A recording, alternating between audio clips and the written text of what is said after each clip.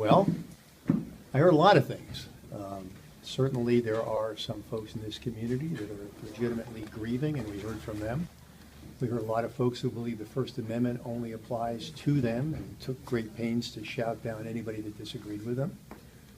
Despite my ongoing disagreements with the police union, I have to say that their members tonight conducted themselves, I thought, with great restraint, given the ad hominem invective that was being unleashed on their work personally and the police department generally. So, you know, this is a controversy. This is a tragedy. I've said it over and over again. It's a tragedy for the family, a tragedy for Officer Manning. It's a tragedy for the community.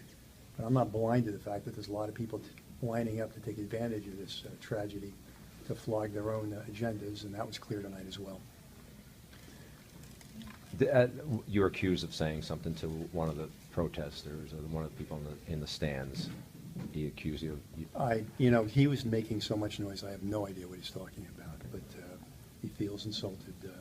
Too bad. What's your response to some of the people that thought you were being disrespectful by being on your phone and not being attentive to them? Well, I was on my phone, and yes, that's true.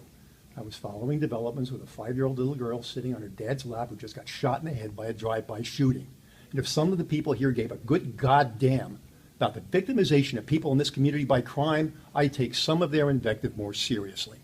The greatest racial disparity in the city of Milwaukee is getting shot and killed. Hello. 80% of my homicide victims every year are African American. 80% of our aggravated assault victims are African American. 80% of our shooting victims who survived their shooting are African American.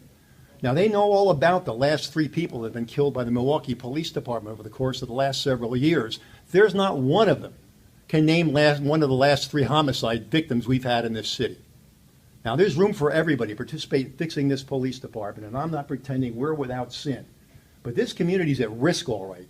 And it's not because men and women in blue risk their lives protecting it. It's at risk because we have large numbers of high-capacity, quality firearms in the hands of remorseless criminals who don't care who they shoot. Now, I'm leaving here to go to that scene. And I take it personally, okay? We're going up there, and there's a bunch of cops processing a scene of a dead kid.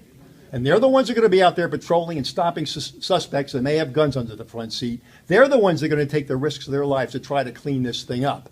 All right? We're responsible for the things we get wrong, and we take action. We've arrested cops, we've fired cops, and so on. But the fact is that the people out here, some of them, who had the most to say, are absolutely MIA when it comes to the true threats facing this community, and it gets a little tiresome. And when you start getting yelled at for reading the updates of the kid that gets shot, yeah, you take it personal, okay? Now, no offense, but I'm going up there now.